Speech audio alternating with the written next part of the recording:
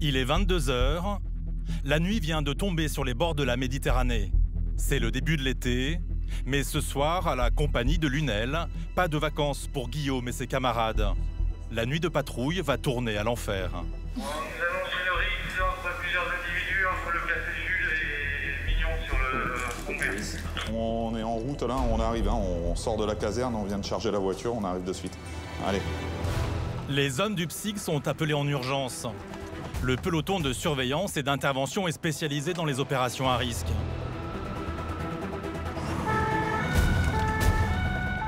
Direction la Grande Motte, la célèbre station balnéaire. Une agression vient de survenir à la sortie d'une discothèque. C'est un café nocturne, une boîte de nuit qui est pas très loin, donc ça arrive assez régulièrement. À la sortie de la boîte, les gendarmes découvrent ce groupe de jeunes. Une bagarre vient d'éclater avec d'autres clients. L'un d'eux est couvert de sang.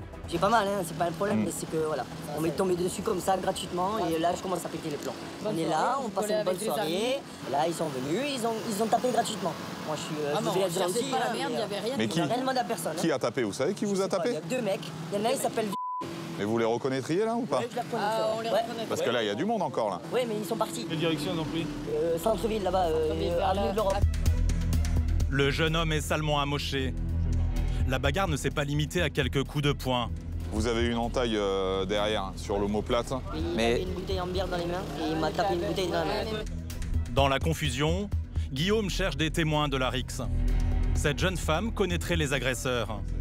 J'ai besoin de savoir qu'est-ce qui s'est passé exactement parce que... Ce qui s'est passé, l'histoire, je la connais pas en fait. Moi, je rejoignais pas ceux qui se sont battus avec eux en fait. Et je vous révélerai pas leur identité ni quoi que ce soit. Je préfère être honnête. D'accord. Ok. Ça se réglera comme ça se réglera, mais je ne me mêle pas plus que ça. Visiblement, les jeunes ne disent pas tout. Et dans l'air planent déjà des menaces de représailles. Moi je sais qui c'est, je sais où les trouver, il n'y a pas de souci par contre. Bah, il faut nous le dire alors. Demain je sais où les trouver. Bah, il faut nous le dire. Là maintenant tout de suite non, mais demain j'aurai leur adresse. Et s'il faut que je me pointe à la gendarmerie, j'irai, c'est pas grave, il n'y a pas de souci. Moi j'ai l'adresse et j'ai tout ce qu'il faut. Bah, allez déposer plainte, hein. La gendarmerie, vous savez où elle est. Hein. C'est pas grave, j'irai demain, il n'y a aucun problème. Par contre, je vous préviens maintenant, c'est un avertissement gratuit, mais que eux viennent pas déposer plainte parce que vous les avez attrapés avec d'autres collègues. Guillaume tente de calmer les esprits. Avec la tension et l'alcool, le jeune homme en a presque oublié qu'il est couvert de sang. Vous vous occupez de lui? Oui. Vous le prenez en charge? Il n'y a pas de souci, monsieur. Ok. Pas de souci. Merci beaucoup, en tout cas. Allez. C'est gentil, merci. Mais à peine le temps de finir qu'un appel tombe à la radio. Là, on y allait tout de suite. Où? À la paillote. C'est quoi? Un coup de couteau. Il y a des chances. L'agresseur de la discothèque vient peut-être de frapper à nouveau. Ici, en été, certaines nuits, tout dérape. Il y a des soirs comme ça où faut rester réactif, quoi. Ça peut être très calme pendant 2h30, 3h, et puis se bousculer, s'accélérer. Et Guillaume ne croit pas si bien dire. Sans le savoir, il aborde l'une des pires nuits de l'année. À 1 kilomètre à peine, le gendarme tombe sur un autre homme, lui aussi en sang. Mais bizarrement, ce serait un simple accident. Qu'est-ce qui s'est passé là? Il était là, il a bu un peu d'alcool, il est tombé, il a trébuché. Ouais. Il est tombé sur un bout de verre là, il s'est ouvert le dos. Il a un gros trou. D'accord. En fait, de coups de couteau, il s'agirait d'une mauvaise chute. Mais pour Guillaume, il y a quelque chose qui cloche. Les pompiers aussi ont un doute. Pour toi, c'est un coup de couteau? C'est bizarre, quoi. C'est pas... Tomber sur un tesson, ouais, ça fait un peu gros. Ouais. Guillaume en est persuadé. Un jeune règle ses comptes ce soir-là. Mais là non plus, les copains de la victime ne sont pas très bavards. Non, il y a besoin de points. Là. Ouais, il y a besoin de points et ils savent pas si c'est profond ou pas. Donc après, ce qui s'est passé, on va finir par le savoir, hein, avec les caméras et tout. Vraiment pas vu. Ouais.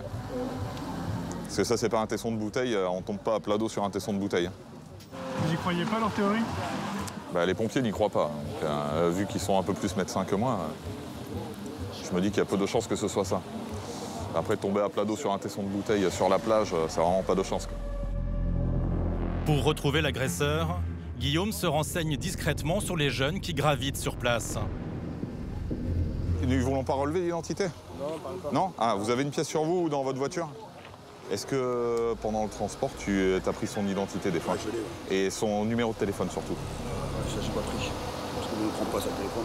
Ouais, si tu peux le prendre, il te le donnera à toi, il me le donnera pas à moi. Tu me le fais passer et après... Ouais. Des identités qui en diront probablement plus sur cette nouvelle agression.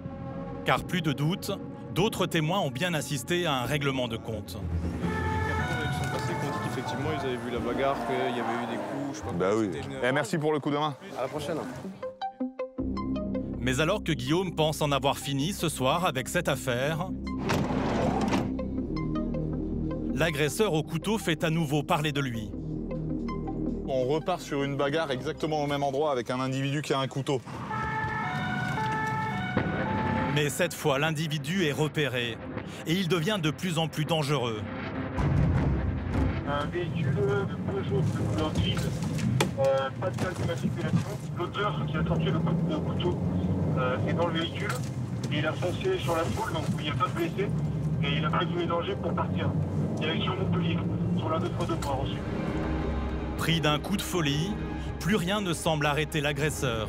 Le problème, c'est qu'il risque de prendre beaucoup de risques sur la route et l'avenue du Grand Travers, c'est dangereux parce qu'il y a tous les gens qui sortent de boîte qui sont à pied, on est dans le noir et c'est compliqué.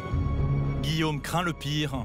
D'ailleurs, quelques instants plus tard, mauvaise surprise sur cette fameuse avenue du bord de mer. Oh putain! Ouais, mais là on dirait qu'il y a un carton parce que ça bouchonne sur la route de la mer. Ouais, il y a un carton. On voit les pompiers. Pour les gendarmes, l'intervention va prendre une tournure autrement plus dramatique. Au cœur de l'été, près de Montpellier, c'est la folie sur les bords de la Méditerranée. Station balnéaire et plage de rêve, on vient de toute la France pour profiter de ce petit paradis. Mais entre canicule et alcool, souvent la fièvre s'empare du littoral. Au plus fort de la saison, nous avons suivi les 200 gendarmes de la compagnie de Lunel, chargés de surveiller la zone. Vous allez notamment découvrir Guillaume, ce solide gaillard spécialisé dans les missions à chaud. Espèce de gros large, ta mère. Monsieur, vous vous calmez. La nuit, sur le littoral, la situation peut déraper à tout moment. Mets-toi au sol! Mets-toi au sol! À plat ventre! Donne tes mains. Des interventions que connaît bien Jérémy, son jeune collègue.